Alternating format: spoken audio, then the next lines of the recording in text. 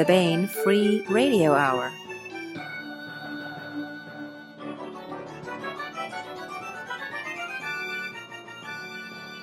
Hello and welcome to the Baen Free Radio Hour. This week we bring you the second half of Sean Hazlett's interview of David Weber and the contributors Marisa Wolf, Jacob Holo, Dan Butler, Thomas Pope, and Jane Linskold on the anthology Challenges. And later we continue with the serialization of One Jump Ahead by Mark L. Van Name, Part 34. All right, let's go to the middle story. So Jacob and Tom, if we can a high One level. of these things is not like the others.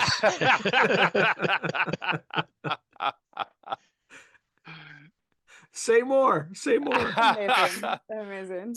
So I tend to skew more lighthearted when it comes to shorter fiction. It's something that's sort of developed over the years of collaborating with David and working on numerous short stories for numerous projects.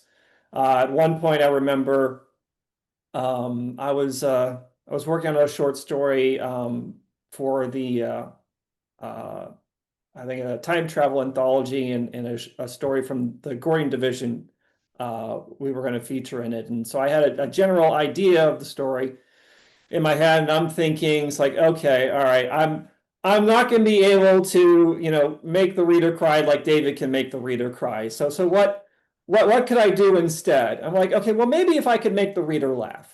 And so I wrote that story, and it was received very well. I'm like, maybe there's something to me taking a lighter approach to short fiction, and so I've kind of leaned that way since. So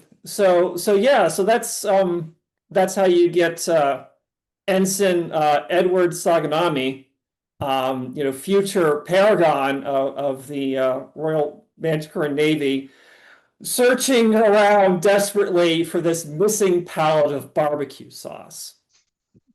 The stakes could not be higher. The stakes are so high because this dreadnought is going to become unhinged if they don't get Chicken Finger Friday. If that doesn't happen, then it's just the seams are going to come loose and it's just going to be pandemonium. So he has to find this pallet of barbecue sauce. Okay, just for clarification, are we talking about steaks, S-T-A-K-E-S, or S-T-E-A-K? Well, that question occurred to me, but I knew it was chicken fingers, so I didn't throw it out. But the one thing actually, I suppose that Jacob and Tom missed was that it could have been steak fries, and then somebody in the story could have said, "You must find it. The stakes could not be higher." But that would be more of a David thing, I think. Yes. Yeah. Oh, yes. Yeah. Much more of a David thing. So, kind of part of the genesis of this story is that for a while now, David, Tom, and I have been working on the general design for a trilogy of novels featuring Edward Saganami, and Tom and I, in particular, have collaborated a great deal on developing the character, particularly this primordial phase of the character.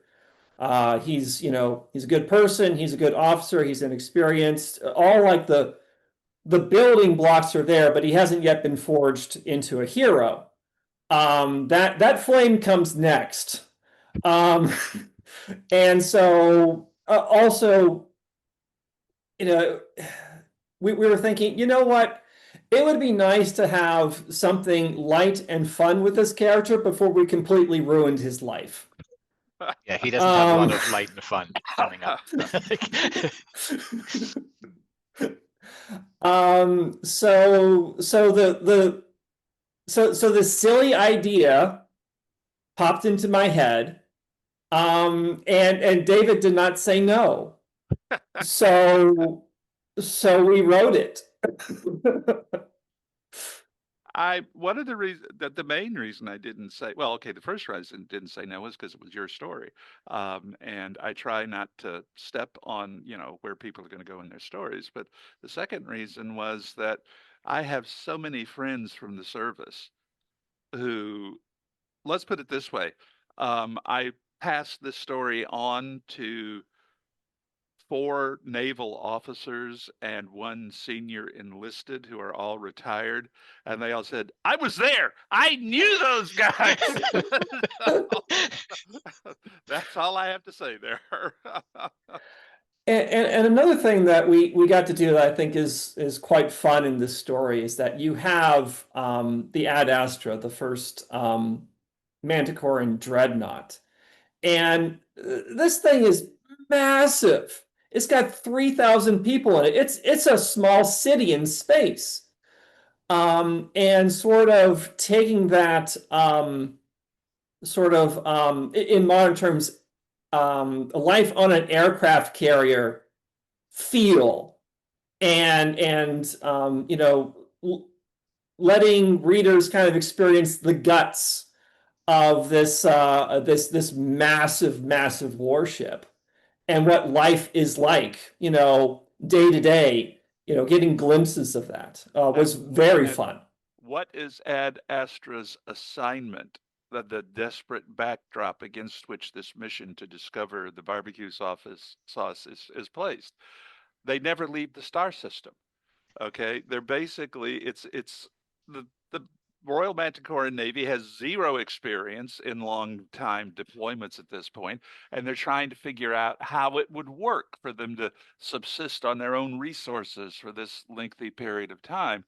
And who would have guessed that it was the barbecue sauce that could have been the fatal flaw in the entire That would deployment have broken plan? the ship. Yes. I'm sure there's a joke there about how condiments hold it all together. Ooh. I leave Well, it to I funny or not. I will not condemn what you just said, but we might want to move on. Marisa, don't encourage him. That's what I'm here Don't- for. Don't encourage him. I need no encouragement. That's true. That's my point. I'm the most- Encouragement. I'm the most incorrigible person I know. That's fair. That's fair. Oh boy.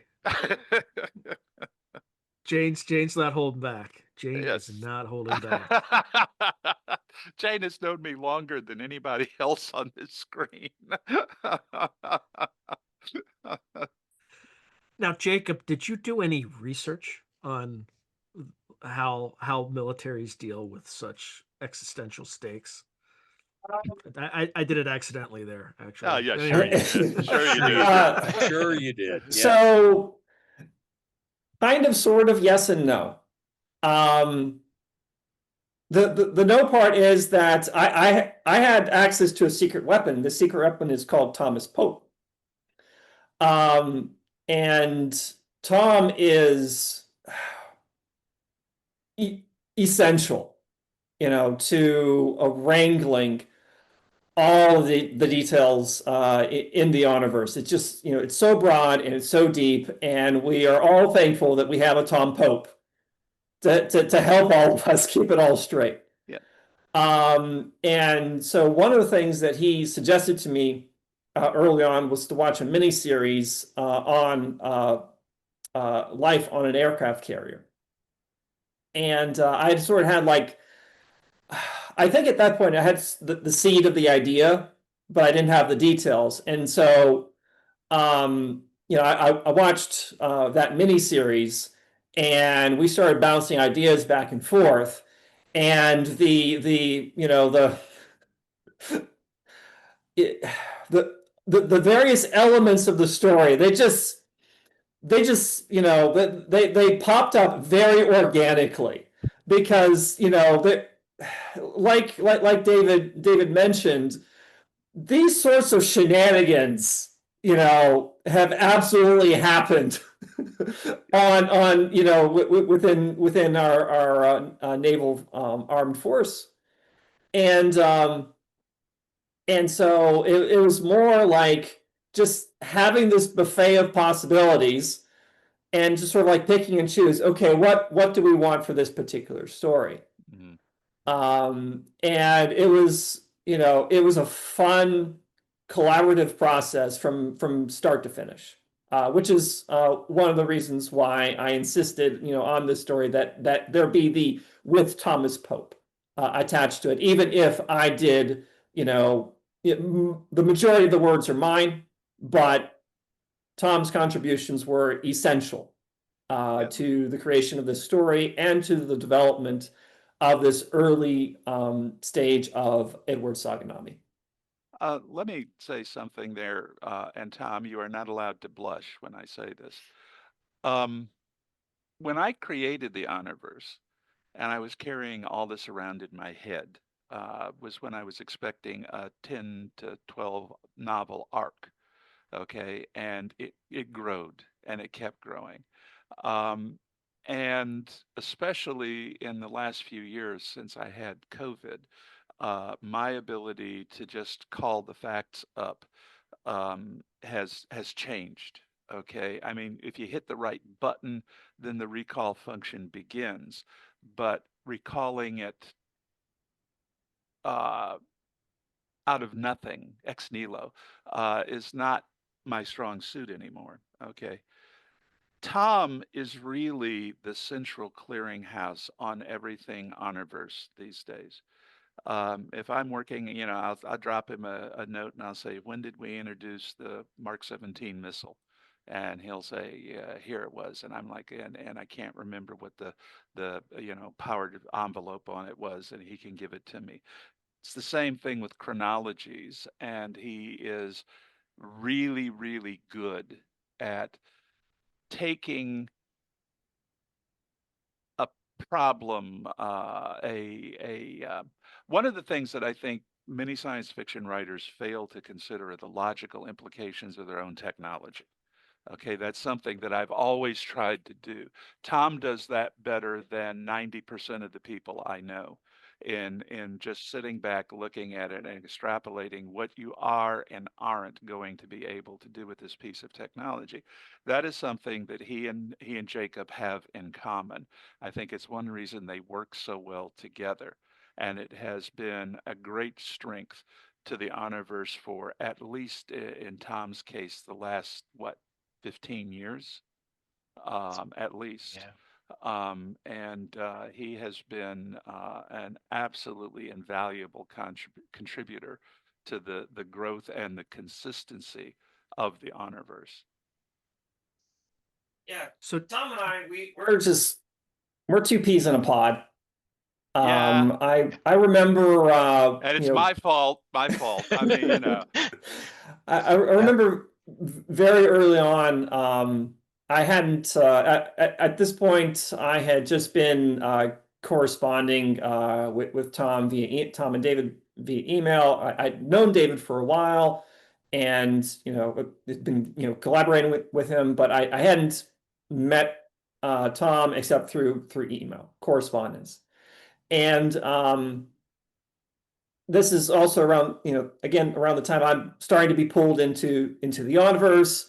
And outwardly, I'm like, okay, yes, David, yeah, all right, yep, okay, yeah, I can do that. And then I go, I'm like, how am I going to do this? I don't know how to do this. I'm not familiar enough with it because reading the Onverse books as a reader, as a fan, and read them as someone who has to write in the setting is two very different things. Then I had my first conference call with Tom, and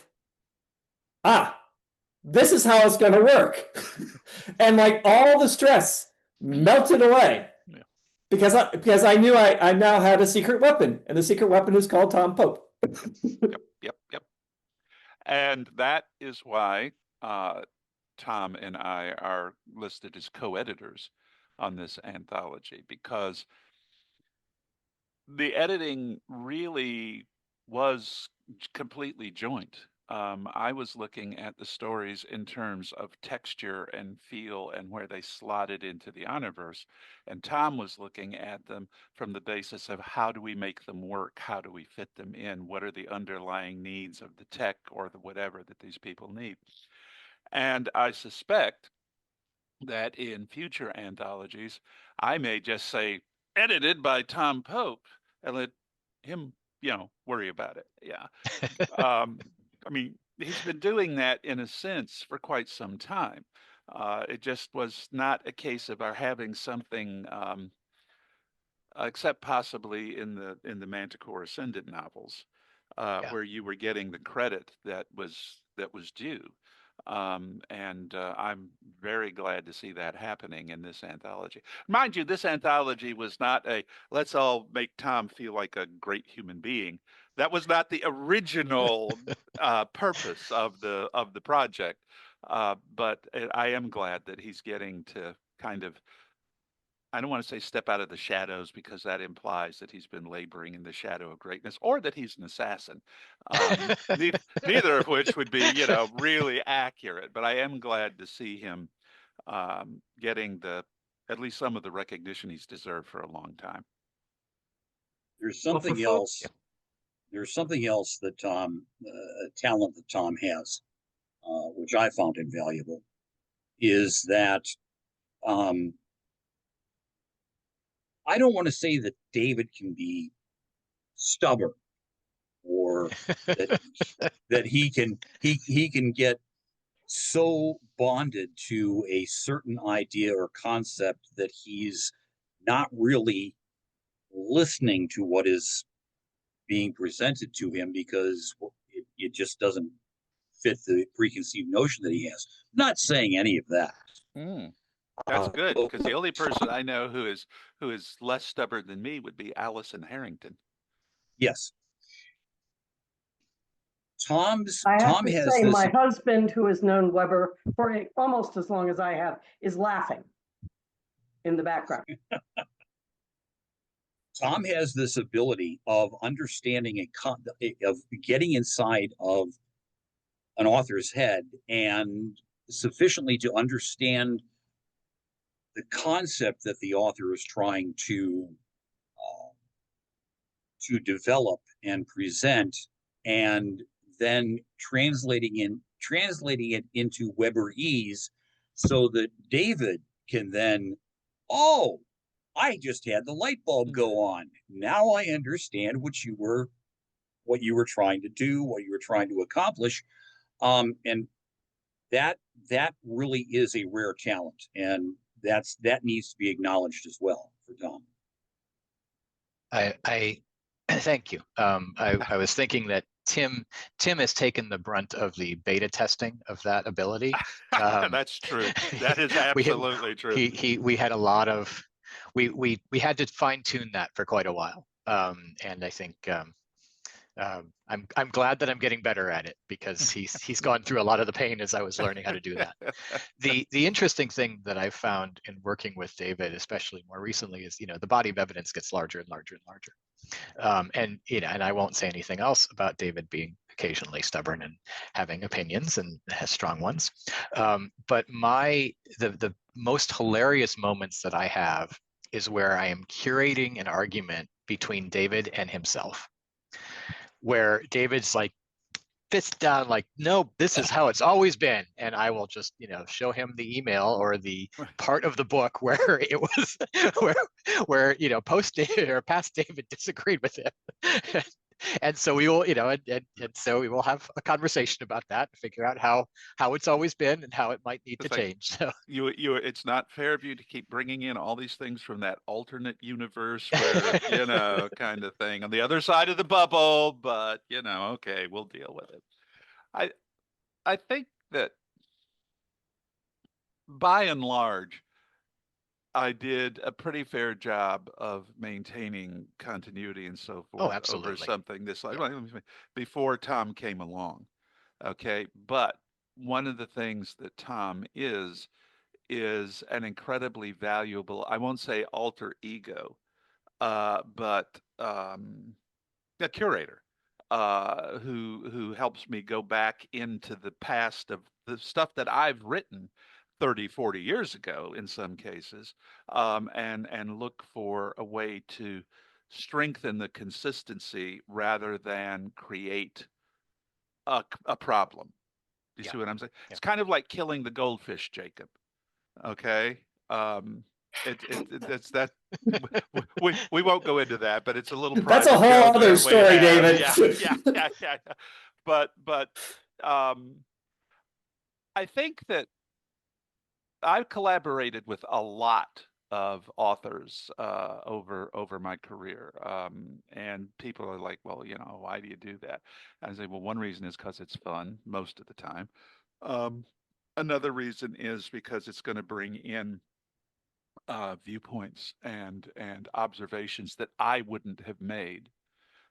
Which doesn't mean that they weren't inherent in what I was writing. It's just that I hadn't noticed the specific connotation that's buried down inside them and brought it forward. Now, in Jane's case, I think it was the very first short story you did, Jane. Jane was the very first person to come up to me and say, "Was Roger assassinated?" And I said, "Why, yes, he was." And she said, "I thought so." And I said, "Why don't you write the story of it?" And that is how that whole thing came out.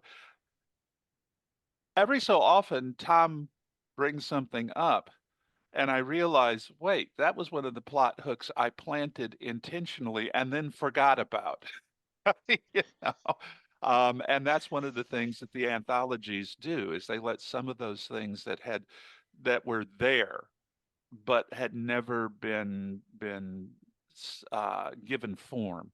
And by doing it in the anthology format, I let somebody else help give them form, which then brings that additional strands of what I think of as writer's voice DNA into the series as a whole. And so I think the anthologies have been every bit as important and as beneficial to the overall Honorverse as the mainstream arc novels have been. And Tom, for people who don't know, you've been involved, I think you said 15 years. What's your origin story? How did you become the go-to guy So, on this? so I think it was about 20 years ago, there was a small game company who had done a space combat game called Attack Vector Tactical. It was sort of like Harpoon in space, if anybody's familiar with Harpoon. A very, very crunchy modern naval combat, all the detail, everything I want in naval combat is Harpoon. Everything I wanted in space combat was that. And so I wasn't that familiar with the game, but it looked really interesting. And they mentioned they were going to do an Honor Harrington game. And I said, okay, my favorite book series and my favorite type of game are mixing together. And so I sent an email say, hey, would you mind if I beta tested this? And the guy said, sure. And we started talking. And a year later, I was co-writing the game. And because I'd started, if I get obsessed with something, I start to take notes and make timelines and make sketches and things like that. Does the term black hole have any meaning here? So I'd already started, I already had started sort of amassing my body of evidence for the Honorverse, and I'd started, I tried to adapt it, or other people had adapted it, and I'd helped adapt it to different game systems. And so that we started there. We ended up publishing the game. We published and we started working.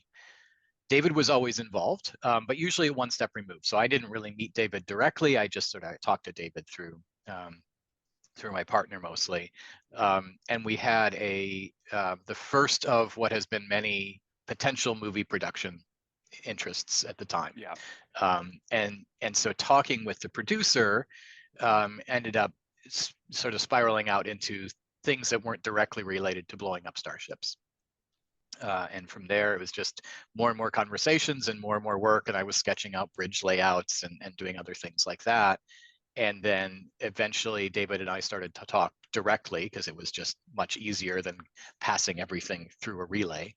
And it just kind of grew from there. Yeah, go ahead. We first met actually PhilCon. The year that Bill Clinton was running for his second term, because when I was leaving the con, I was stuck on the tarmac for an hour and a half because Air Force One was coming in. That's how I pigeonholed the moment that we first met, is that after meeting you, and all the mass transit was shut down, except for the subway that fortunately had a station under the hotel we were in. And that's the only way I got to the airport, so that I could sit on the tarmac for an hour and a half, while Air Force One was like 20 minutes late, kind of thing. But yeah, it's been a long time. Yeah. And it's been not just incredibly beneficial to the books, it's also been beneficial in giving me a friend who I am reasonably fond of. All right, Jacob and Tom, anything else that you wanted to let the audience know about your story? Not so much the story, but I would like to say one more thing about collaborating with Tom. A lot of times when we're working on something, the story included, I'll say, hey, this is what I would like to do narratively. And then his response would be, here are 3 ways you can actually do that technically within the lore. And again, it's great collaborating with him, and I think it has resulted in this really fun story, and I'm looking forward to more. Yeah, me too. What amused me most about the story is when I was doing the artwork for the book, and I'm used to drawing ship diagrams and pointing out weapon systems and and technical bits and things like that. And then I realized that after we had gone through this, that I've drawn this huge, the Manticore's first dreadnought, this massive, massive warship, and I've done a cutaway to point out where the storerooms and the galleys are, because that was what's relevant to the story. Like the weapon systems don't really matter. Yeah. All right, let's go to Daniel. Daniel, tell us about your story. A long time ago in a galaxy far, far away, a place called LibertyCon, Yes. 2017.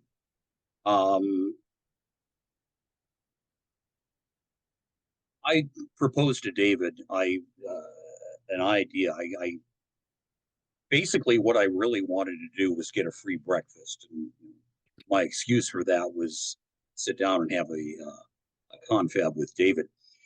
I had just read House of Steel, and in House of Steel, there's a brief section devoted to the trinity of the RMN's heroes: Edward Saganami, Ellen Dorville, and James. I can't remember his last name, but he was the third. I didn't want to tackle Edward Saganami. I just, something instinct told me, no, stay away from this. And as it turned out, that David had prototype plans already in the works for a series of novels based on the life of Edward Saganami. But I said, there's a really good, it's less than a full page, sketch biography of Ellen Dorville in House of Steel. And I said, that can be turned into a really good series, either a single standalone novel or possibly a trilogy. And David said, hey, great idea, run with it.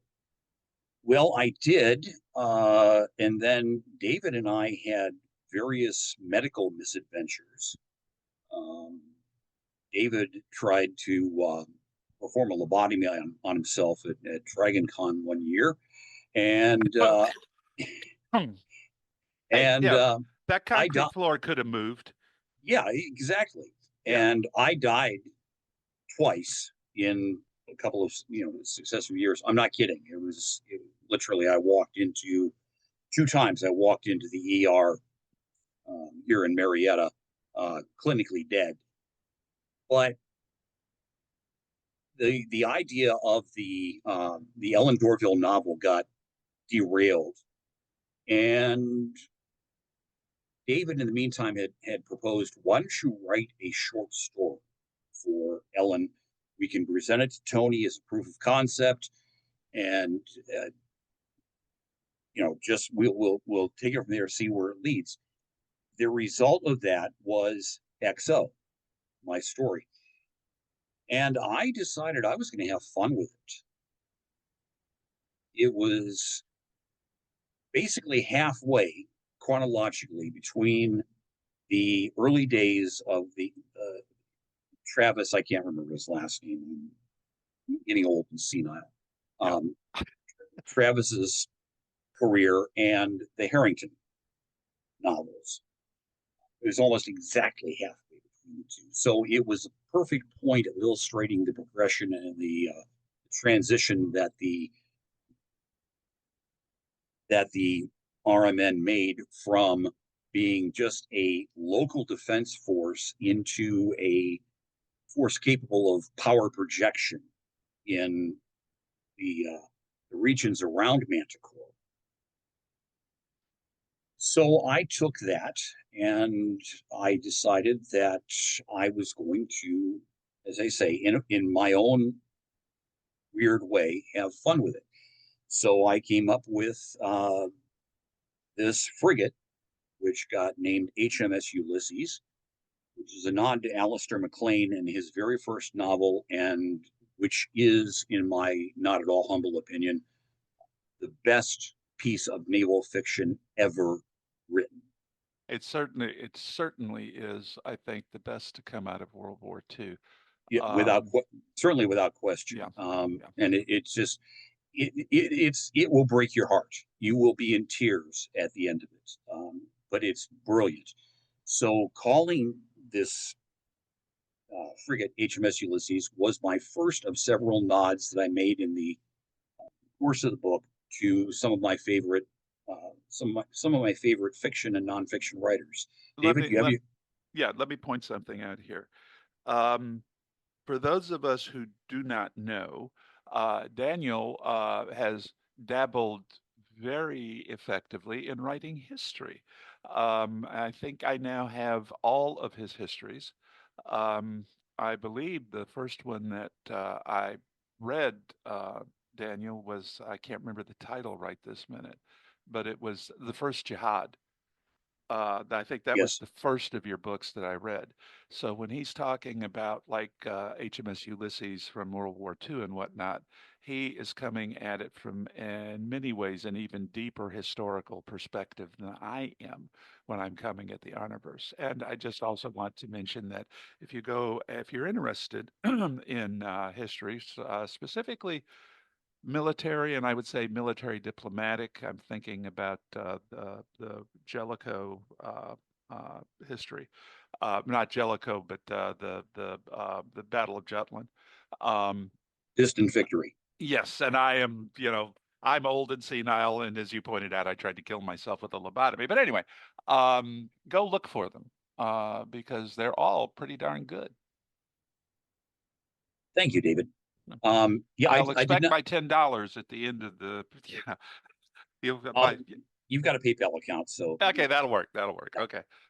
Seriously, I did not know that David was when I first encountered David at LibertyCon. I didn't know he was a fan, and I was very, very flattered by the fact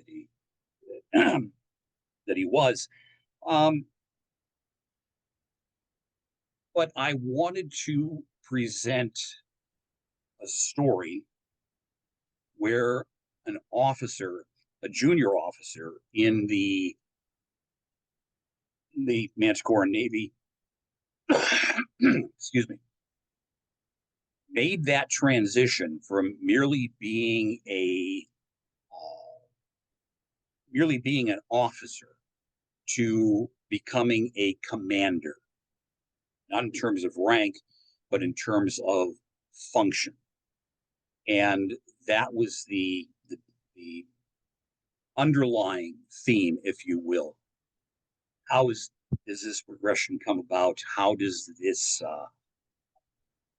what's the growth in this particular individual that puts her feet firmly on the path to, well, for one thing, developing the Crusher and at Saganami Island, which had a tremendous impact in the professionalism and capabilities of starship commanders in the Royal Manticore Navy as a consequence, and the moral courage that this woman had to, excuse me,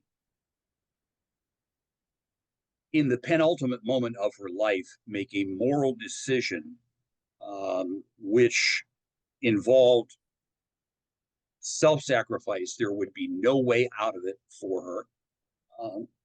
And what started all of that? How did that, where did that progression begin? What put her feet on that path? And that was XO. And it's a story where Ellen Dorville takes over as the acting captain of HMS Ulysses when her actual CO is literally laid low on her bridge by a medical emergency. So it's not something that she stepped into in terms of being prepared for it. It was and achieved through a natural progression of promotion. It was something that was dumped on her, literally with no warning whatsoever. How she managed, negotiated, dealt with the responsibilities now on her as the captain of this ship, not just the executive officer. She could not hide behind her skipper's coattails. She was the one who was going to bear the brunt of every decision that she made. And she wound up in a moral dilemma where her orders conflict with what she feels are the founding principles of the Star Empire of Manticore, or Star Kingdom as it was then. Yeah. So that you're presented with a woman who has tremendous moral courage and moral strength, and she openly admits that if this goes south, what I want to do, what I think should be done here, goes south, my career is going to be effectively over. I'm going to get passed over for the next 2 promotion boards, at which time they're going to beach me, and I won't even be on half pay. I will be out of the Navy entirely. But I'm willing to risk that for the principles that I believe Star Kingdom stands for, and I'll face the consequences. I had a lot of fun writing that. It was really, in some ways, it was based on the not too closely, not too strongly, but it was based on the confrontation between Douglas MacArthur and Harry Truman during the Korean War. In fact, I lifted a quote from MacArthur where and attributed it to Dorville, where MacArthur said, "And that is a dangerous concept, that the officers of the armed forces are answerable to these temporary occupants of the White House rather than the Constitution, which they are sworn to defend." That's the moral decision that Ellen Dorville makes in the story.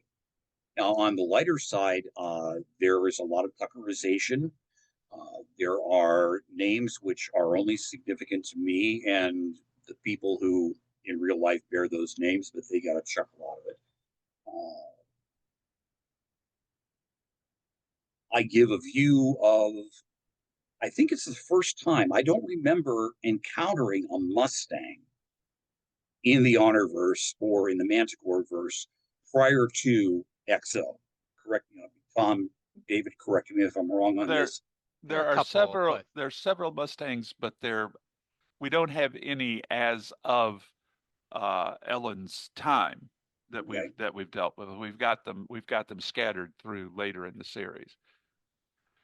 So I introduce a Mustang who brings a very unique. No, it can't be very unique. It's either unique or not. Brings a unique perspective to the role that an officer plays, that he plays as an officer who is former in the city.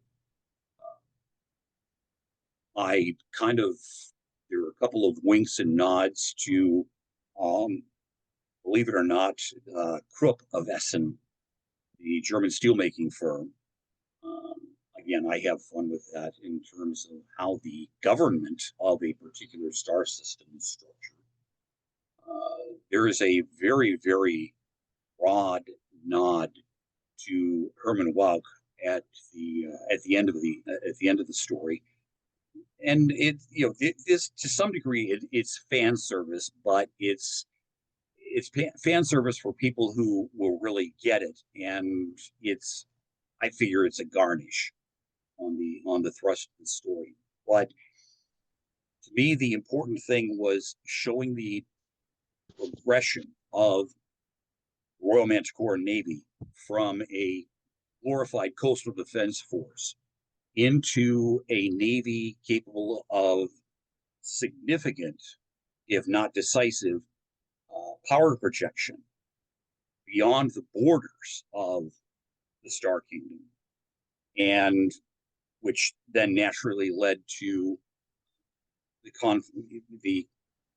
kind of foreshadows the coming conflict with the Republic of Haven,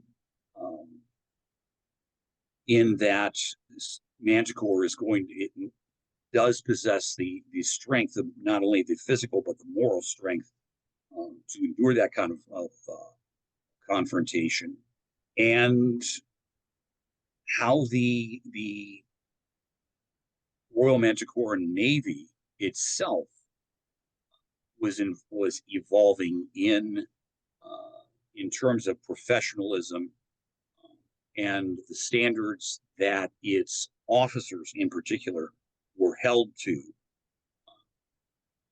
and their relationship with the civilian the civilian government, and maintaining fidelity to one's own sense of principle, moral, and honor, while at the same time obeying the written instructions, the written orders issued to these officers to carry out their assigned duties.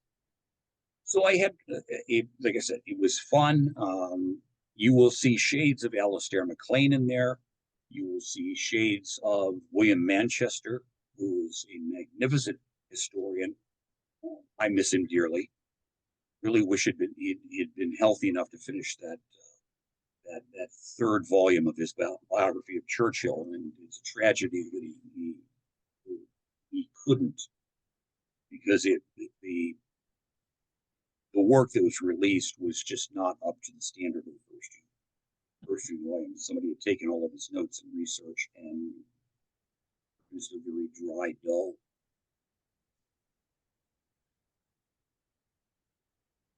tome.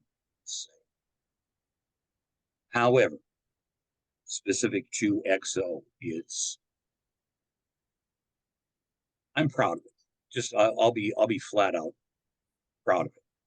Tom was a gem in terms of, as I say, understanding certain concepts I was trying to present that David was not quite grasping. He wasn't fully seeing what I was striving for. Tom was able to present those concepts in a way that David said, "Oh, I get it. Yeah, go for it." And it just, I made a new friend in Tom. My only criticism with Tom is that he's a burger and he's not a Steelers fan. But everyone has that that little flaw that just adds Makes them human. Yes. makes them exactly. human. Yes. Yeah. So that's XO. That's the story there. If you have an interest in the progression of both the Star Kingdom and the Royal Manticore and Navy, midway through the whole saga of the Manticore verse, XO just encapsulates it. Yeah. I think of it as we're on the path to the British Empire, but we still speak with a Danish accent in terms of the development of the Star Kingdom in my mind. One of the things that David and I have spent a lot of time on with the Travis novels, as we're working, and the division of labor often involves, Tim is doing most of the heavy lifting in terms of the characterizations and the plotting and the structure. And I'm doing a lot of the background and editing, and David's doing a lot of the battle scenes, a lot of the sort of the core politics in some cases, and the core naval politics in particular. And so David and I have talked a lot about how the Manticore and Navy evolves over time, and Travis is sort of the beginning of that point. What I really loved about working with Dan on XO and working with Jacob on the Condiment Caper and broader on Edward Saganami is that we're seeing more of this come together. So we have the early Manticore and Navy and Travis. Well, we'll talk about that when the Travis book comes out, the next Travis book comes out. But then we have Saganami, who he provides like the guiding beacon for future officers. And he's an exemplary officer, and he's wonderful working with people and sort of gathering teams together and teaching new officers.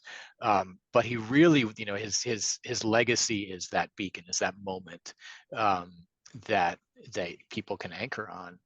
And the thing that I love about Dorville that Dan's really started to explore, and we've talked about this a lot more in the background for the other stories, is that she provides the instruction manual to get there. Like that's kind of what she's building. And the Crusher is a big part of that. And she also has her own moral courage, and he's exploring that as well.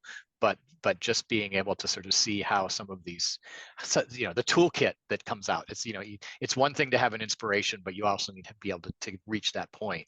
And that's really what Ellen Dorville ends up doing, is building that toolkit. Well, especially outside the limits of the Manticore and Navy in particular, Travis is largely forgotten in the popular histories and whatnot. But he is absolutely essential in building the platform that people like Saganami and Dorville stand upon. And there is a very large lecture hall named for him at Saganami Island. And you'll have visitors who will come through and go say, "What?" And they'll say, "Oh yeah, well, trust me, he was important." I'm having an old gray-haired moment here, Dan. Who was the guy? Where? I'm looking for the hair and I'm not seeing it, but Yeah, I'm with Dan on that. yeah. I guess it's the chin. What? Oh, okay. Yeah. Okay. What? Yeah, the Yeah, gray hair. you're right. You're right, yeah, Jane. I do have it's yeah. it's the gray hair on the Yes, chin. Okay, yeah. yes, it is. Okay. But I'm trying to remember. He commanded the Constellation when it took Linskold from the French. Who am I thinking of? Truxton. Truxton played a huge role in establishing the professionalism of the U.S. Navy, but he's not really remembered very much outside the Navy. Okay, what we have in the case of Manticore is we flipped the progression of John Paul Jones and Truxton, because Truxton built the platform, built the Navy that Saganami then became the inspiring, this is the standard to which we hold ourselves. Whereas Jones in Bonhomme Richard more than anything else, but also in his strategic concepts, if you go back and look at it, was really very, very formative, but on a teeny tiny navy that had not yet attained professional status. And then you had the officers who followed in their footsteps are the ones that are the ones that spring to mind when you talk about founding principles of the Navy. But it's an institutional process as well as an individual process, and that's one of the things that this story and Travis's entire career, I think, as part of what we're trying to establish, make clear in them. That again, it's not a case of Honor doing everything but her ability to motivate others. The same thing is true in an institutional sense, in that the institution gives the people who are going to accomplish these things their starting point, their place to stand.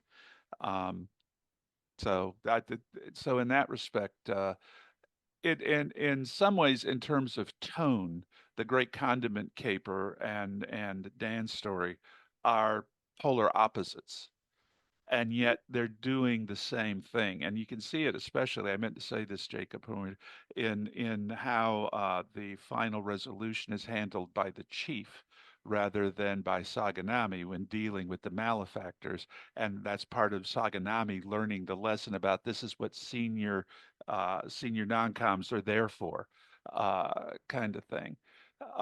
So I don't know why I wanted to throw that in, but I did. So I did. There you go. Okay, I'm done.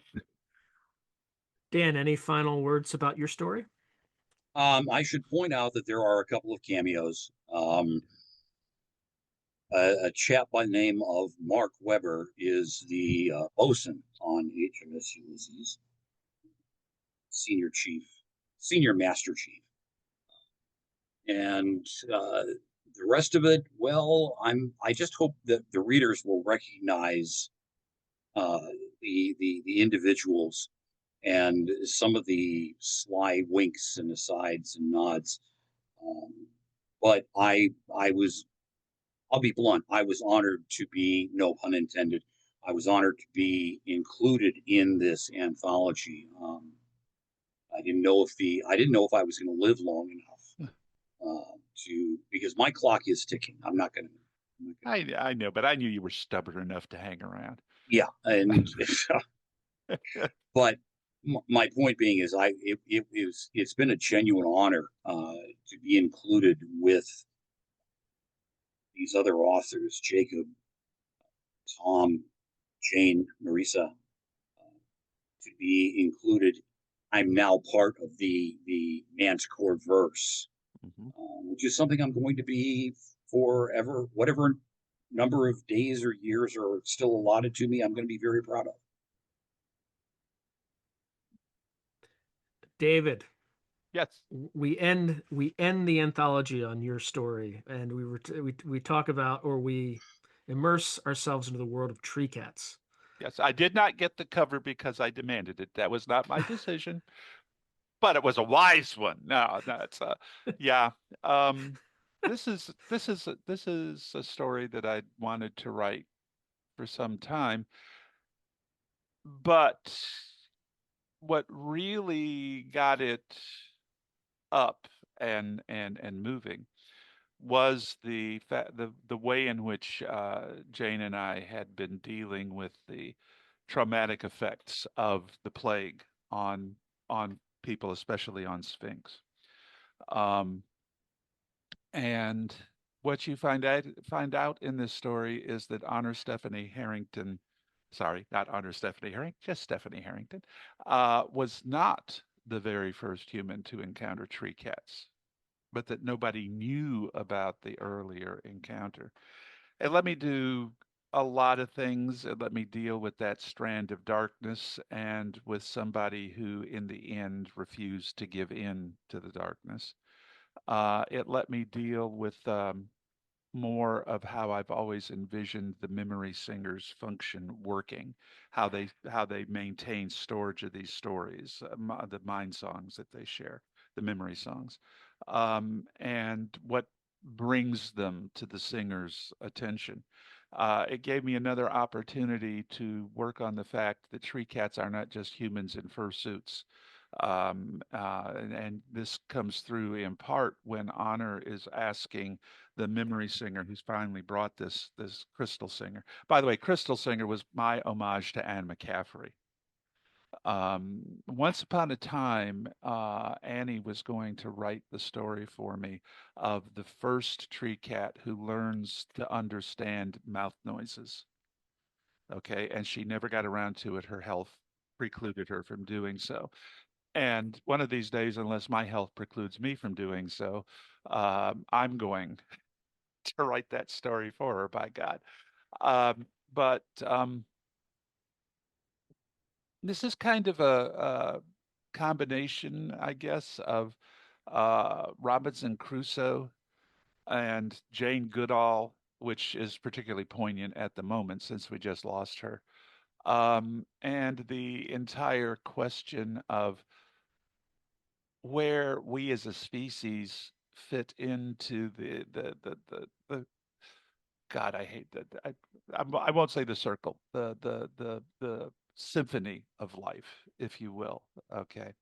And my heroine, Aldana, finds herself in a really, really nasty situation and crash lands on an island that has never even been named, that is only a few hundred kilometers above the Sphinxian Antarctic Circle, which means that winter is going to be really, really bad there.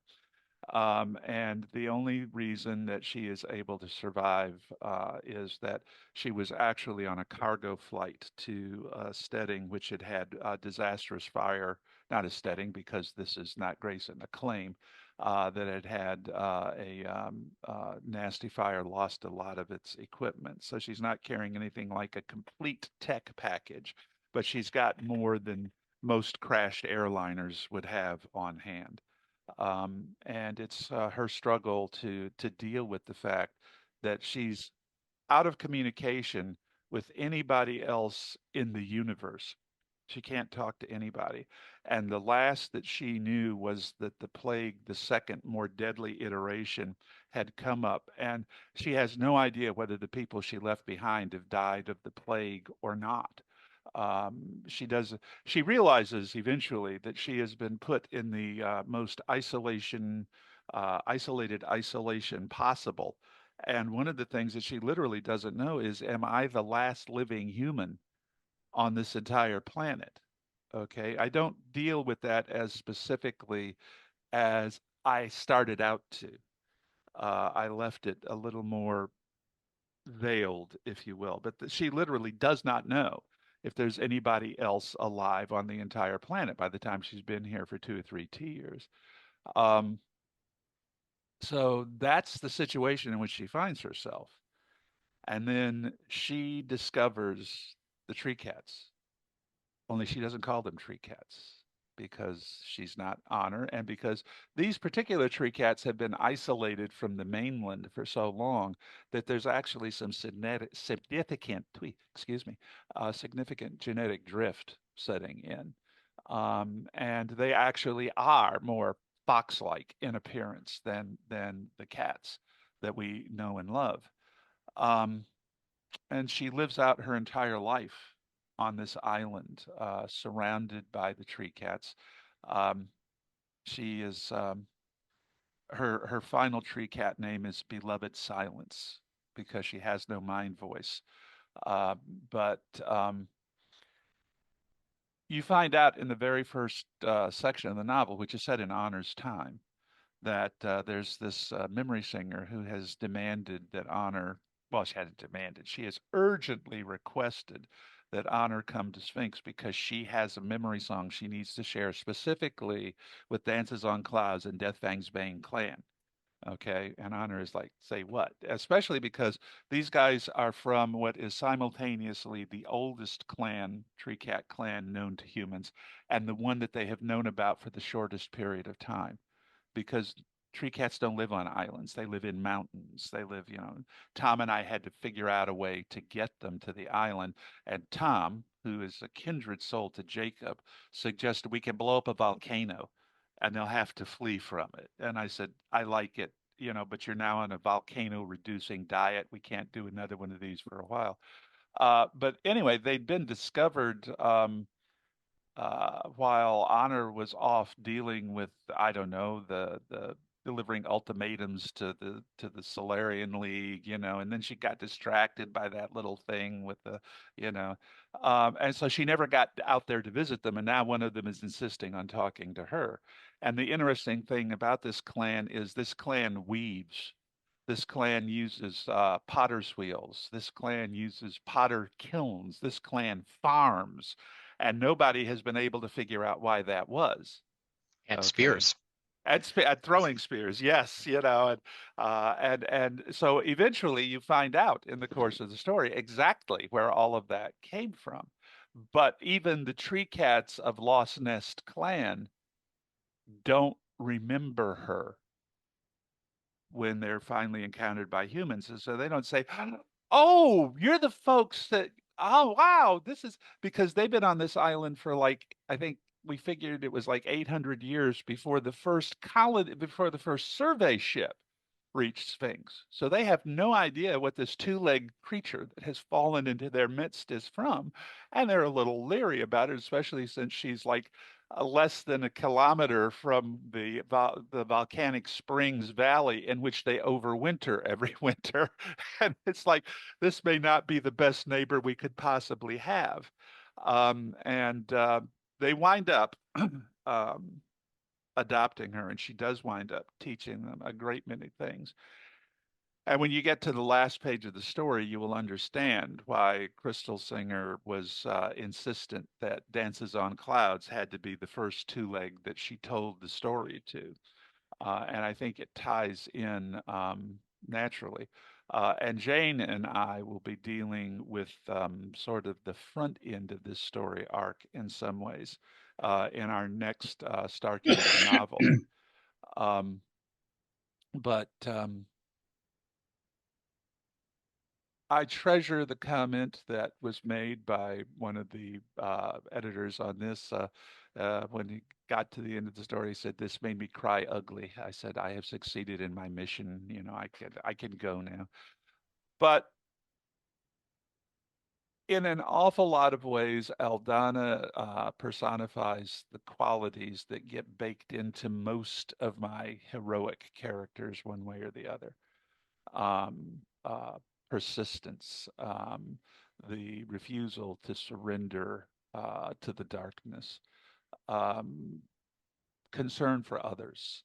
I mean, responsibility taking. That's the key, really. It's taking responsibility, not necessarily just for your own actions, but for dealing with a situation you can deal with, or at least doing your damnedest to make it better than it was when you got there. Whereas most of my villains, if you look real close, the ultimate thing that characterizes all of them is selfishness, self-centeredness, the refusal to take responsibility, or the urge to twist and distort any situation in any way that will benefit them. And in this case, Aldana doesn't have to deal with that, because she's dealing with the forces of nature on a planet that humanity never evolved to survive on. But she's coming from the same place that all those other characters of mine have come from. In the Dahak series, there's a scene in which Jiltaneth and her father Horus are talking. And Horus has spent like 5,000 years spinning it out with time and in stasis and this long lifespan, trying to undo a terrible thing that he did a long time ago. And he's telling Jiltaneth that he couldn't let her out of stasis earlier because he couldn't lose her. and that it's his fault that she's lost the other people in her life and whatnot. And she turns around to him and she says, Father, for as long as I have known you, you have fought to do the right thing, sometimes from your knees, but you tried. Okay. And I think that's the epitaph that Aldana would want. I don't want to get, real downer bummer on it, but she's a remarkable young woman. And you will recognize a certain uh, component that she contributes to the later series, because she's there, kind of around the fringes, even though nobody knows it. She's a component, a serious component of where the series as a whole goes eventually. And that's as close as I'm going to come to dropping that particular spoiler. Um, but I liked her. I liked the story, and Tom and I had to do some careful dating to drop it into where I needed it to be, because I needed her to be lost before the vaccine was found the second time around. And she overlaps that. I mean, she lives to be 76, 77 or something at least. And she's only like 22, 23 when she crash lands on this island. And the other thing that this story does is that, in an odd sort of a way, and I had this in mind when I wrote it, so I'm not saying odd in something that I didn't anticipate, but in something that she would never have anticipated. It's going to have a lot of significance for the relationship that tree cats in general ultimately evolve with humans, as full partners, as participants, as perhaps younger brothers and sisters, but still adults, because of the relationship that she had with the tree cats, who couldn't communicate with her in any way except that she could sense their emotions when they projected them to her. Um, and I think that it's definitely going to be inserting itself into how tree cats integrate into human society, but simultaneously, the humans are going to be integrating into tree cat society in a way that they never could before, because they can now actually speak to each other. And that opens whole new vistas for both species. And this is kind of a microcosm of that in a sense. But once the memory song is made available to tree cats outside Lost Nest Clan, and once humans get Jane Goodall's lifetime journals, okay, the computer records that she made, the observations she set down in 56 Terran years of journal keeping, it's going to have a huge impact on how xenoanthropology, in the case of the tree cats, develops going forward. And that was one reason why I wanted to write the story, was to put that into place for us to begin developing, and in a way which simultaneously explains why no one knew it had been set in place, because everybody thinks she died the night that her transport was lost. Okay, they don't know where because the transponder beacon never showed up. She's just a little far away from where any search efforts would have been expended. So nobody knows. They all assume that she died in her 20s. And now they discover that she lived well into her 70s in a pre-prolonged society by herself on an island with the tree cats. And I think that's going to be of major significance to how the two species regard each other going forward. I certainly intended for it to, at any rate. Now, I should point out that I will be 73 in October. And so I have been working on finding people that I can hand keys over to. Jacob is going to get the keys for the Honorverse in general going forward. And Marisa is going to be helping me wrap up the alignment storyline. And Jane has already helped enormously in creating the Stephanie Harrington's time and the beginning of human relations with tree cats. So hopefully, like I say, my original visualization of the cosmic all, for those of us who've read E.E. Smith, was that I would do maybe 15 novels in the Honorverse and then I'd be done. And it kind of got Oops. out of hand. Well, yeah. Well, okay. When you're a compulsive world builder, you do know what Poul Anderson called world building. He called it therapy for megalomaniacs, which I think had some truth to it. I would not like to say that I am no more megalomaniacal than I am stubborn. Let's put it that way.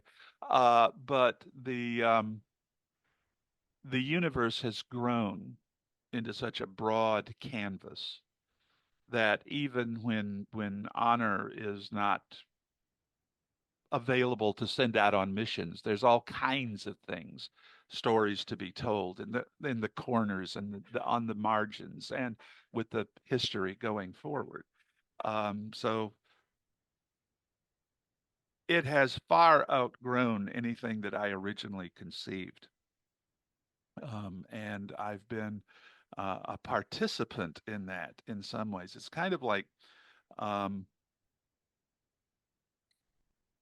okay, some of you, most of you, have already heard me say this, but I'm going to say it again anyway. No one in the entire universe has ever read an Honor Harrington story that I wrote. What they have read is what I wrote from their perspective, their internal experience, what they see and take from the story. And Honor Harrington is a different person to every person who's ever read a story about her, because they have to create. They're my co-creators in that response. So in that response, every one of my readers is a collaborator. Okay, now this particular crew that you're seeing here are collaborators on a much deeper basis, a much deeper sense. But what we are creating here is something that somebody told me once at a con that I had just, brought them to realize something, the reaction to the story. And I told them, I said, I cannot evoke anything from you that isn't already part of you, even if you haven't noticed it yet. Okay?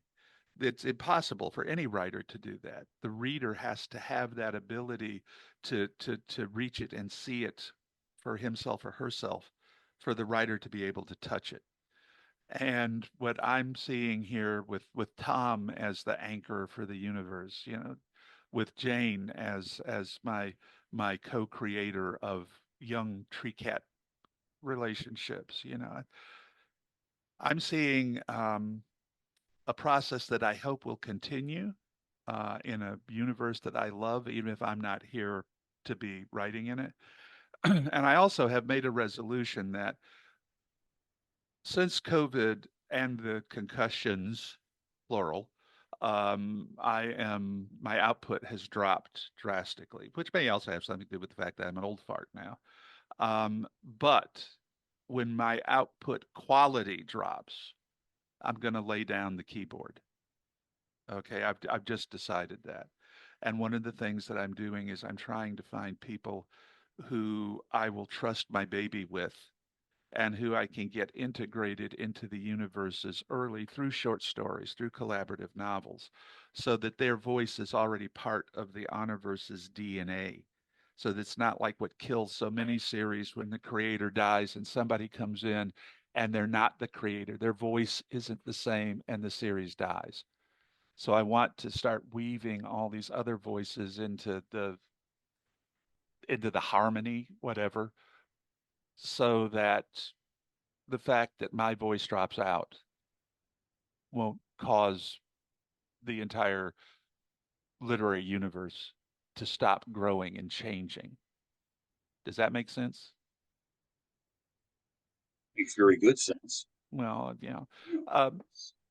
I okay. When I had COVID, I got my serious warning that I truly am not immortal, because for the first 3 days, we really didn't think that I was going to make it. And the thing that amazed me when I started realizing, hey, I'm still in the hospital. The first thing was, that must mean I'm still alive. That was a good thing. But I realized what concerned me most was not the fact that I might not make it. It was the David-shaped hole I'd be leaving in the lives of the people I cared about, in the universes that I'd written in, and everything else. And all of us do that when we go. I mean, it's part of the whole natural cycle. But it occurred to me that it might be a good idea to start looking at how to transition some of those things, so that I would make a smaller hole when I left. And isn't that an uplifting, cheerful note to bring into the conversation? It's not that I'm planning on leaving tomorrow or laying down the pen, next week. But it is something that I decided I needed to actually be thinking about rather than just ignoring. I've found some pretty extraordinary people to help me tell my tale, for which I am eternally grateful to all of you. Thanks for coming over to my house to play, okay? And helping me build the treehouse. Room in the sandbox sometimes. No, the room in the sandbox, but you can always build another room under the treehouse, Jane. Okay, yeah, Yep. it's it. Yep. Anyway, Anyway, yep. yeah. I have to bow out soon because I have another engagement.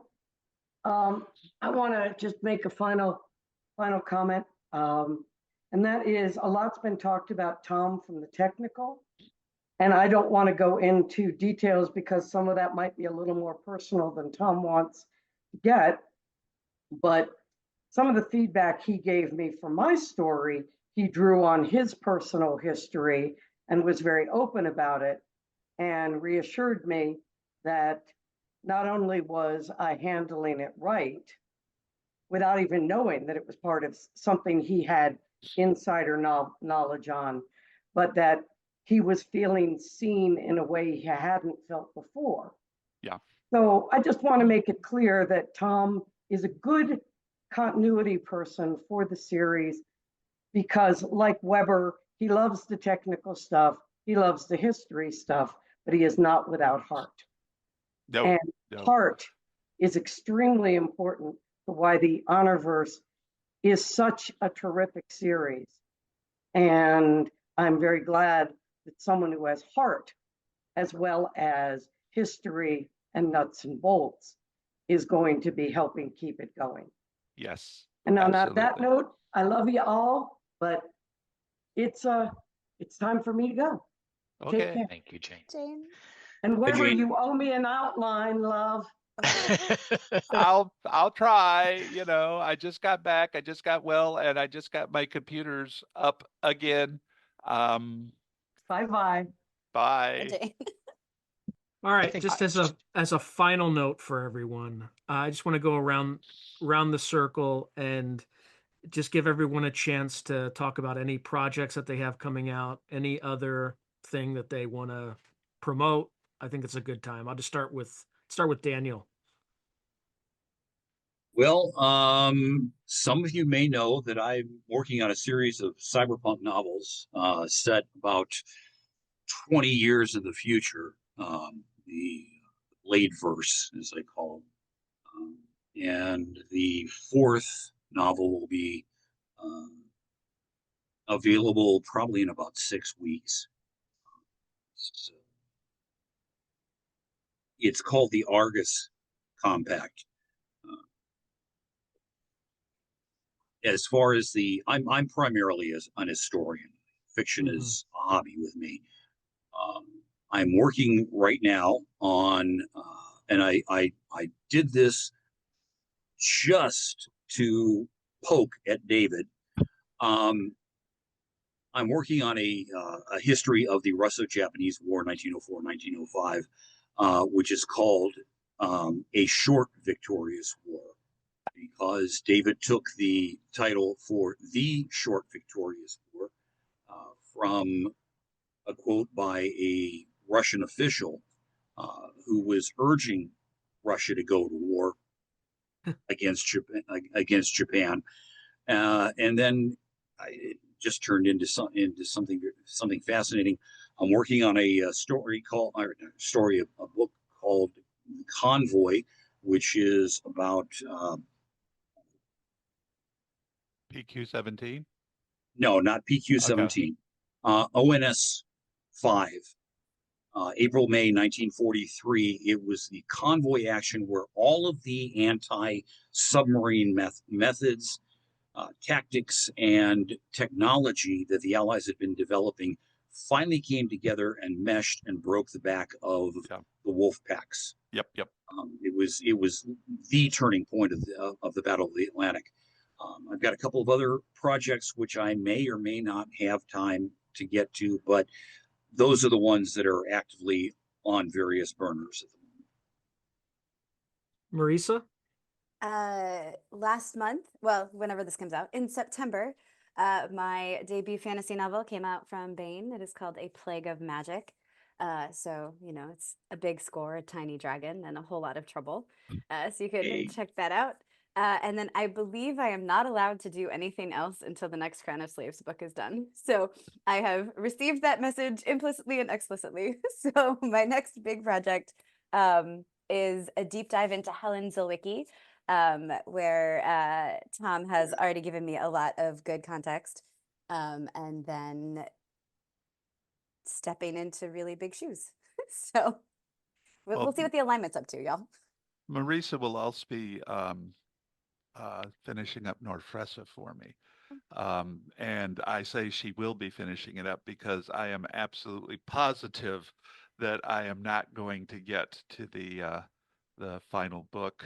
I hope I'm wrong, because the last line of the last book will be my parting Oh my gosh. joke. That's amazing. That's all. Yes. It's amazing. God, Amazing. we're in for Yes. He's gonna write a pun. No, it's not a pun at all. It's not a pun at all. As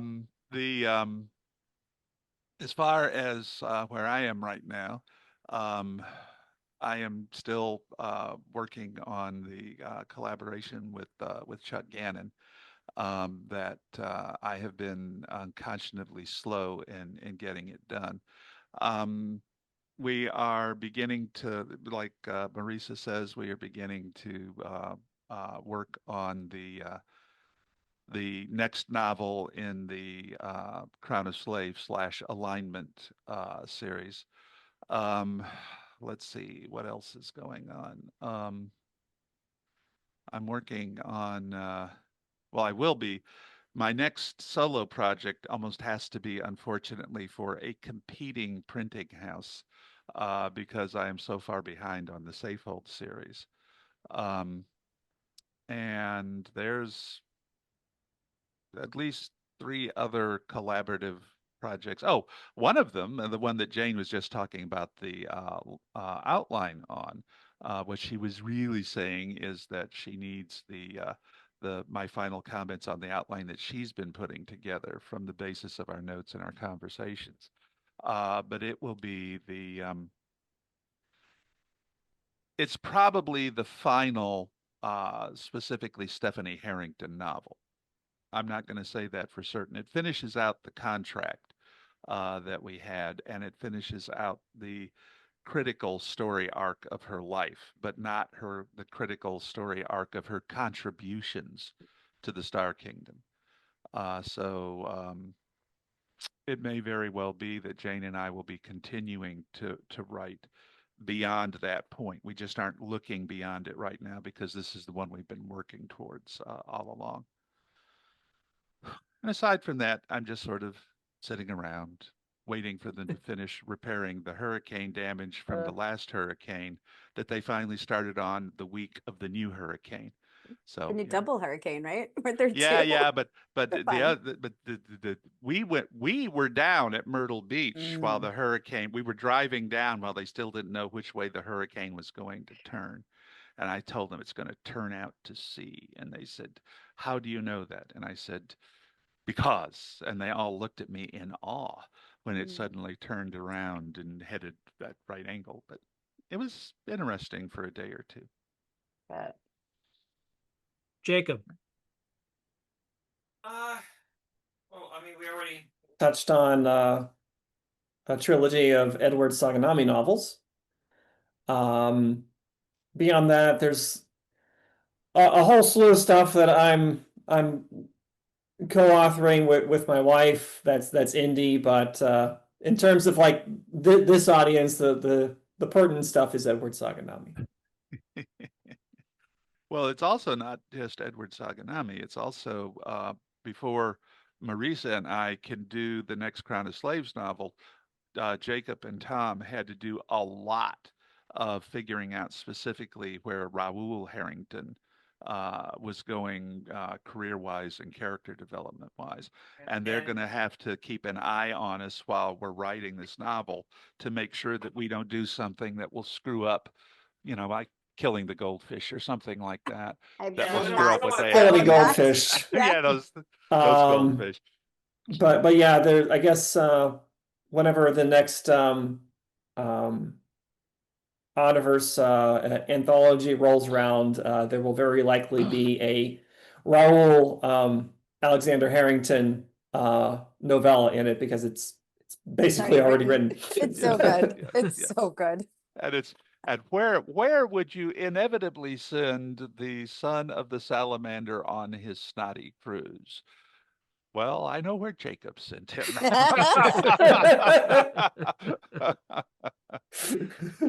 And then Thomas. So there's a lot of the things that have already been mentioned. There's a lot of support structure that we're putting in place. So David's got a 12,000 word essay on the future of space combat in the 1950s Honorverse to look at some point, and that we need to discuss. There's a lot of support for the bridging anthology that what we're calling, basically just sort of shows what's happening between as things wrap up in the 1924 era and the 1950 era where we pick back up again. David and Tim and I are not restarting, but continuing work on book 5 of the Travis Long series. So I've got that on my plate, and then Jan Katuk and I are working on the Silesian Command, which is I forgot about that. Yeah. Yeah. So my brain is spread between 1546 PD and 1956 PD. So. Same. Well, let me add while I'm thinking about it. There are going to be more Omniverse anthologies, and they're going to be used as they have been used in the past to hopefully give people good, satisfying stories to read, but also to fill in and to bridge. So in a way, Challenges is bridging that period of the plague, and will continue in a sense as prequels and as expansions of Stephanie Harrington's time. Okay, and then there will be the anthology series that, for want of a better term, I'm thinking of as the Raoul verse in my brain right this minute. And it will be dealing with the period of the evolution of the Star Kingdom and its Star allies Empire at that point. Yeah. So that will be filling in background that will then be there behind what Marisa and I will be doing in Crown of Slaves and behind what Jacob and Tom will be doing on not the Saganami side so much as on the post to End in Fire honorverse. And I think it should be good and useful and hopefully fun. Yes. All right. On that note, make sure you pick up challenges. I don't know when this is going to air, but it comes out on November 4th. You can pre-order now on Amazon or anywhere else books are sold. So go out, get it, and otherwise, David's coming to your house personally. Okay. No. What I was going to say is, and it is not true that readers collapse in a heart attack of disbelief when they see that this book is only yeah. that thick. What's the page count, Marisa? What's the page count? What a great question. Yes. It is under 500. It is. See? It is under 300. It's 259 wow. pages. And it has my name on the cover, okay? And it's under 900 pages, folks. I just want you to realize that, this is, yes, these are short stories, okay? Even mine is relatively short for me. I mean, Yeah, there. Good clarification. yeah. All right. Well, thank you, everyone, and definitely pick up that book. And Yes. See you all soon. Thank you again. Thank you. Thank you. Thank you, Sean. See you. And now, as promised, one jump ahead. John Moore is a nanotech-enhanced soldier of fortune. Lobo is an AI, a living weapons and intelligence platform of enormous destructive potential. Two very dangerous wolves in a galaxy of deadly corporate and paramilitary predators. But Moore has grown weary of the killing, and just once he'd like to finish a job without leaving a trail of blood behind him. Not going to happen. Not on a pristine planet called Macon, where two gigantic corporations vie for control of the local jump gate and access to the riches of an undeveloped world. Dealing with a kidnapping and extortion scheme is only the beginning for Moore and Lobo as they work to stay one jump ahead. Lobo said, "As I'm sure you know, surgical removal is the least error-prone approach possible in this situation, and it provides the added benefit of preventing large classes of later issues." "We're not killing anyone if we can avoid it," I said. "We'll keep the comm link open, and you hover close. If the action turns random, you come in hard and sort it out. Got it?" "Understood." "Good. Let me clarify my earlier question. I'd like your opinion about which of your non-lethal capabilities you think will prove most effective against the ship and the VTOL." 9 minutes later, we screamed down from the sky, flame camo mingling with the shuttle logo, a low-frequency, targeted emergency beacon bathing the ship to buy us time. Occasional bursts from flamethrower portals enhanced the burning effect, and Lobo ramped the camo up the red spectrum as we raced lower. From Osterlad's perspective, we should read as a crashing shuttle combusting into a blazing meteor. Lobo's monitors showed the ship's crew juicing the radios, Osterlad in the center of the guard team, the VTOL moving closer to the ship, everyone preparing to deal with the disaster we appeared to be. At 2,000 meters and closing fast, Lobo launched 3 missiles. Each hit its targets seconds after launch. The first, a standard small vehicle striker, exploded on impact and wiped out the entire engine and electronics front section of the VTOL. The craft immediately split in half, the destroyed portion falling seaward to distract any additional missiles as the ejector pod, its insulating cover scrambling to protect the pilot, and its emergency beacon, already broadcasting, took the pilot upward and away from the action. Lobo powered over the emergency beacon with a counter-wavelength disruption broadcast and a false alarm apology, then used directed microwaves to fry the barely shielded electronics in the ejector pod. I hadn't liked the risk of hurting the pilot, but I also hadn't been able to offer a better option. I saw none of the action around the VTOL, correctly taking for granted that Lobo would either execute his part of the plan or alert me in the event of problems, because I was focused on the ship, the target of the other 2 missiles. They struck the deck at the same time and at the same shallow angle, burrowing into the wood, each having already discharged its payload on the way in. The first spread a trail of high-potency gas, enough to take out everyone on board in 2 to 3 seconds. The people would feel bad later, their mucous membranes paying the price for the rapid attack, and they would probably lose some skin in any places that collected heavy dustings. But they would survive with no damage a decent med facility couldn't repair. The second missile scattered concussive micro-grenades along the length of the ship, small enough that they probably wouldn't kill anyone, but strong enough to knock out any humans within 25 meters either side of their trajectory. The grenades were the best option we had at hand. Lobo's weapons, understandably, tended toward the lethal. We braked hard and watched the action from 100 meters away, monitoring the crew and all broadcast frequencies simultaneously. Osterlad's company was almost certainly buying orbital surveillance, of course, but Landcom was nowhere near built up enough for even the rich to garner continuous coverage from sats they didn't launch themselves. As best Lobo could tell from the low-orbit machine chatter, we were currently running undetected, the nearest satellites not likely to sweep this area for another hour or so. Plenty of time. The gas dissipated. No one moved on the surface of the boat. Its control pods tried to send distress signals, but Lobo overrode them with canceling frequencies until we were able to fry them with focused microwave hits along the hull's rim and up the masts.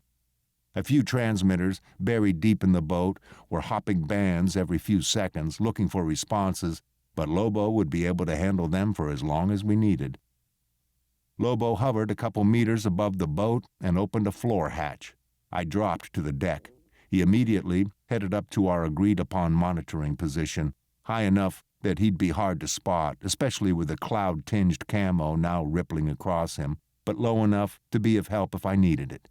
I toured the guards, crew, and girls, shooting each with enough gang-dosed dulcet, another purchase from the fine merchants of the Queen's Bar Street Market, that they should all approximate vegetables for at least 4 hours. I bound their hands and feet with quick ties in case Johns wasn't the only one in Osterlad's company to receive broad-spectrum inoculations. I dragged Osterlad well away from the controls, then shot armor-piercing rounds into them until Lobo told me the only active electronics on the ship were the increasingly frustrated buried emergency beacons. With the situation in hand, I granted myself a few moments to appreciate Osterlad's boat. As good as the Sadwood had appeared from a distance, up close it was better. Smooth and warm as a lover's thighs.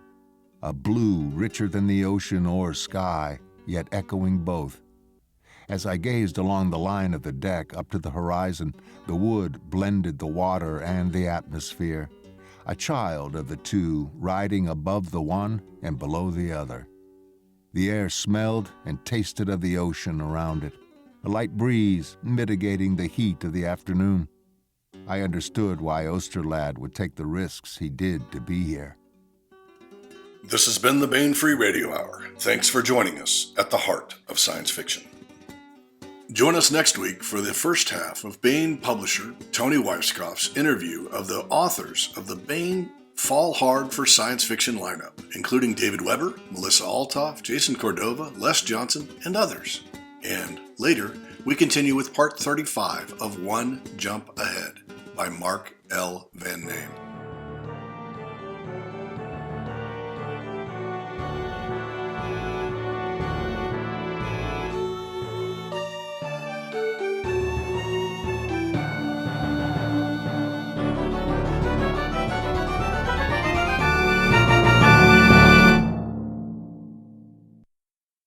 Score by Ruth Judkowitz.